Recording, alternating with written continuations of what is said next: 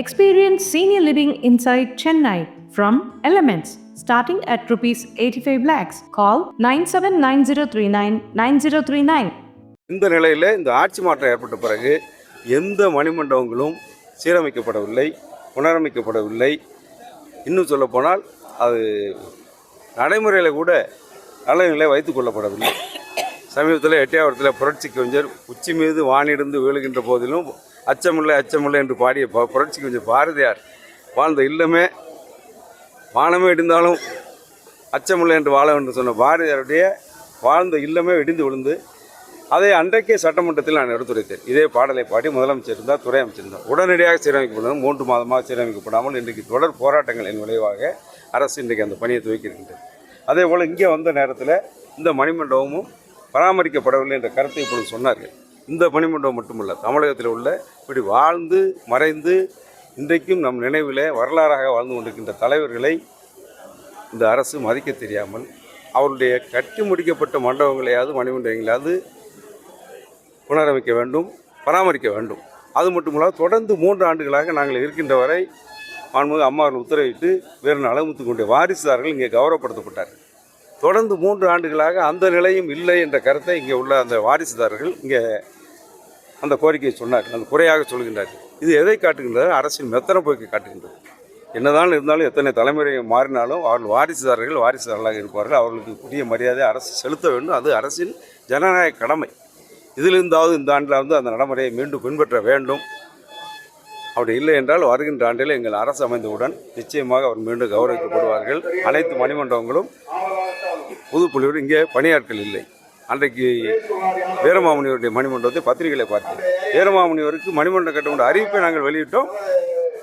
தேர்தல் வந்தது, ஆட்சி மாற்றம் ஏற்பட்டது. அது பிறகு நாங்கள் அறிவிப்பு கட்டி முடிக்கப்பட்டது. ஆனால் இன்று வரைக்கும் ஒரு பணியாளர் இல்லை. திறந்த அன்னைக்கு திறப்புலா அன்றைக்கு திறந்து அன்றைக்கு ஒரு மாலை அணிவிக்கப்பட்டதோடு அந்த வீரமாமுனிவர் காட்சி பொருளாக இருக்குது.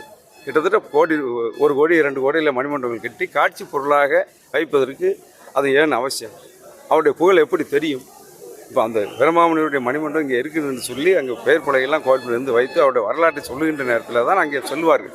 வெளிநாட்டிலிருந்து பிறந்து வளர்ந்து இங்கே வாழ்ந்து தமிழ் தொண்டாற்றிய ஒருவருக்கு செய்ய வேண்டிய கடமையை வெறும் சம்பிரதாயத்துக்கு செய்தால் போதாது, நடைமுறையில் செய்ய வேண்டும். இதுபோல் பல குறைகள் இருக்கின்றது என்பதை இதெல்லாம் துறை வாரியாக இந்த அரசு தோல்வியடைந்திருக்கின்றது. ஒவ்வொரு துறை வாரியாக தமிழ்நாட்டில் சட்டம் ஒழுங்கு கெட்டு குட்டிச்சுவராகி விலைவாசி உயர்வு, பாலியல் வன்கொடுமை, சிறுமி முதல் மூதாட்டிகள் வரை இன்றைக்கு கொலை செய்யப்படுகின்றார்கள். கொலை, கொள்ளை, கற்பழிப்பு அது நாள்தோறும் அன்றாட நடவடிக்கையாக இருந்தாலும் துறை வாரியாகவும் அனைத்து துறையிலும் இந்த அரசு தோல்வியுற்றிருக்கிறது என்பது இங்கே நடைபெறுகின்ற விழாக்கள்லாம் உதாரணம் என்பதை தெரிவித்துக் கொள்கின்றேன். கடந்த அதிமுக ஆட்சி அவ்வளவு சுதந்திர போராட்ட வீரர்களுக்கும் அரசு விழா கொண்டாடி தற்போது இருந்த இன்னைக்கு வீர நலமுத்து கொண்டதுக்கு அரசு விழா கொண்டாடப்பட்டாலும் மாவட்ட ஆட்சித்தலைவர் வரல, அதுபோல் பராமரிப்பு இல்லைன்னு சொல்லி விமர்சனங்கள். அதுதான் நான் எவ்வளோ நேரம் சொன்னேன். அதான் அரசின் மெத்தன போக்கு. அரசு வாழ்ந்துகின்ற தலைவர்களை இல்லை, வரலாற்று தலைவர்களை மதிக்க வேண்டும்.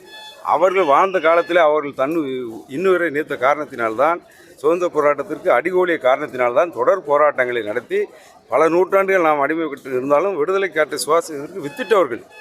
எனவே அவர்களை மறந்தால் நாம் நாட்டுக்கு செய்கின்ற பெரிய ஜனநாயக துரோகம். இங்கே இந்த அரசு விழாவுக்கு தொடர்ந்து இந்த ஆண்டு தான் ஏதோ அமைச்சர் வந்திருப்பதாக கேள்விப்பட்டேன். 2-3 ஆண்டுகளாக அரசு விழாவுக்கு யாரும் வரவில்லை, அரசின் சார்பாக யாரும் வரவில்லை. நான் இந்த தொகுதியுடைய சட்டமன்ற உறுப்பினர் என்ற முறையில் கிட்டத்தட்ட 2011 வெற்றி பெற்ற நாளிலிருந்து அதற்கு பிறகு அமைச்சரான பிறகும் சரி, 3வது முறை இன்றைக்கு எதிர்க்கட்சி சட்டமன்ற உறுப்பினர் ஒரு நாள் கூட தவறவிட்டதில்லை. என்று சொன்னால் அது நம்முடைய ஜனநாயக கடமை. மக்கள் பிரதிநிதிகள் அரசின் பிரதிநிதிகளாக மாவட்ட ஆட்சியிலிருந்து அத்தனை அதிகாரிகள் மரியாதை செலுத்த வேண்டும். இன்றைக்கு கூட மகாராஷ்டிரா கவர்னர் வேறு பணி நிமித்தமாக இங்கே வந்தவர், அவர் நமது மாவட்டத்தைச் சேர்ந்த, நமது மாநிலத்தைச் சேர்ந்த, கோயம்புத்தூரை சேர்ந்தவராக இருந்தாலும் இன்றைக்கு மகாராஷ்டிரா மாநிலத்தின் கவர்னராக இருக்கின்றார். இங்கே வருகின்ற நேரத்தில் ஒரு பல்வேறு நிகழ்ச்சிக்கு இன்றைக்கு மனோன்மணி சுந்தரனார் பல்கலைக்கழகம் போன்ற நிகழ்ச்சிக்கு வர இருக்கின்றார். இருந்தாலும் நம்முடைய பகுதியின் தொன்மையின் கருதி இங்கே வாழ்ந்த தலைவர்களுக்கு மரியாதை செலுத்த வேண்டிய அடிப்படையில் அவர் வருகிறார் என்று சொன்னால் இங்கே உள்ளவர்களுக்கு அந்த அக்கறை எங்கே போயிட்டு எவ்வளவு உதாசீனப்படுத்துகின்றார்கள் என்பது இந்த மக்களின் பார்வையில் இருக்கின்றது என்பதை தெரிவித்து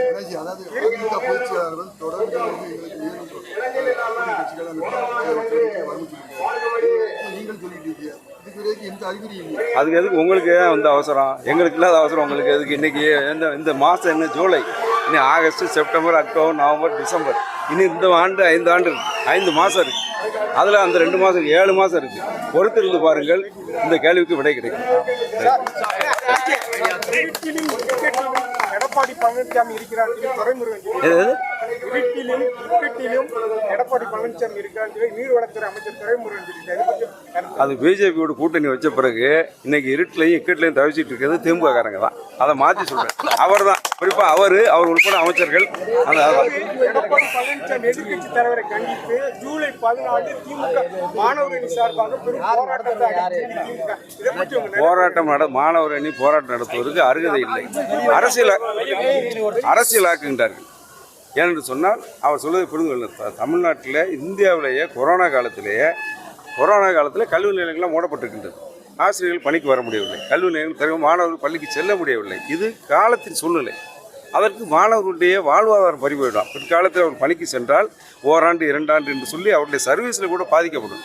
இதையெல்லாம் தொலைநோக்கு பார்வையோடு கருத்திலே கொண்டு மாண்புமிகு எடப்பாடியார் அவர்கள் தான் இந்தியாவிலே உள்ள முதலமைச்சர்களே ஒரே முதலமைச்சர். அன்றைக்கு படித்த மாணவர்களுக்கு ஆல் பாஸ் என்று அறிவித்த ஒரே முதலமைச்சர் எடப்பாடியார் தான். இது மாணவர்களுக்கு தெரியும். அன்றைக்கு முதலமைச்சராக இருந்த நேரத்தில் வந்த நேரத்தில் மாணவ செல்வங்கள்லாம் கூடி ஆல் பாஸ் முதலமைச்சர் என்று சொல்லி அவர் அழைப்பார். அந்த அளவுக்கு ஏன்னு சொன்னால் தொலைநோக்கு பார்வை வேண்டும். பள்ளிகள் இயங்கவில்லை, அங்கே ஆசிரியர்கள் வர முடியவில்லை, மாணவர்கள் கல்விக்கு செல்ல முடியவில்லை. இது யார் குற்றம்? காலத்தின் நாள் நேர்ந்த நிலைமை. இப்படி மாணவர்களுடைய எதிர்கால நலன் கருதி, அதுபோக நீட் தேர்வு வந்த பிறகு அது விதிவிலக்கு கிடைக்கவில்லை என்று சொன்னால் மாற்று ஏற்பாடாக 7.5% இடஒதுக்கீட்டில் அரசு பள்ளிகளில் சாதாரண கிராமத்தில் ஏழை விவசாய தொழிலாளருடைய மாணவ செல்வங்கள்லாம் படிக்க வேண்டும் என்ற வரலாற்று சிறப்புமிக்க திட்டத்தை இந்தியாவிலே அறிமுகப்படுத்தியவர் மாண்புமிகு எடப்பாடியார். அதனால் அவர் கொண்டு வந்து 2019 கொண்டு வந்து 2 ஆண்டுகள், இந்த ஆட்சியில் 5 ஆண்டுகள் ஆக இன்றைக்கு மொத்தம் 7000 சுற்ற மாணவர்கள் அதன் அடிப்படையில் சாதாரண கிராமத்தில் அடுத்த வேலைக்கு சாப்பாட்டுக்கு கூட வழி இல்லாமல் தினசரி வேலைக்கு செல்வணும், கூலி வேலைக்கு செல்வனுடைய நிலையில் உள்ள அவருடைய இல்லங்களைச் சேர்ந்த மாணவ செல்வங்கள்லாம் இன்றைக்கு 7000க்கு மேற்பட்டவர்கள் இந்த 7 ஆண்டுகளில் கிட்டத்தட்ட 5000 தாண்டி மாணவ செல்வங்கள் இன்றைக்கு மருத்துவக் கல்வி பெற்றுக்கிறார் என்றால் இது கல்வியில் புரட்சி.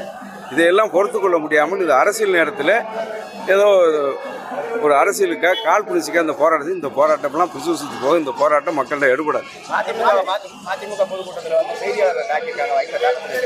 அது நீங்கள் தான் கண்டனம் தெரிவிக்கணும். நீங்கள் பேசாமல் இருக்கீங்க.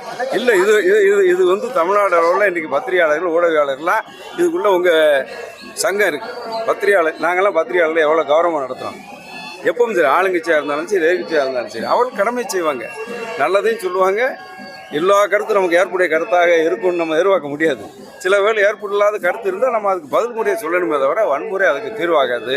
தாக்கப்படுவது கண்டிக்கத்தக்கது. அமைச்சர் வைகோ வந்து அம்மாவை பார்த்ததான் மிகப்பெரிய தவறுன்னு சொல்லி நான் அவர் பாவம் இக்கட்டில் இருக்கார்.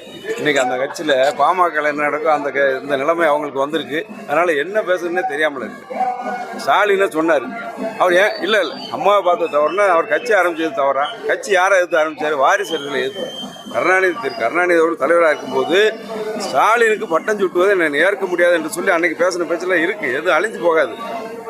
அதற்காக வாரிசு அரசியலை எதிர்த்து, அது குறிப்பாக திமுக வாரிசு அரசியலை எதிர்த்து தோற்றுவிக்கப்பட்ட கட்சி மதிமுக. இன்றைக்கு நிலைமை என்ன? அதே வாரிசுக்கு பட்டம் சுட்டுவதற்கு நான் முதல் ஆளாக நிற்பேன் என்று சொன்னால் வைகோக்கு இருக்கிறது ஒரு நாக்கா இரட்டை நாக்கா என்பதை அவர் தான் சொல்ல வேண்டும்.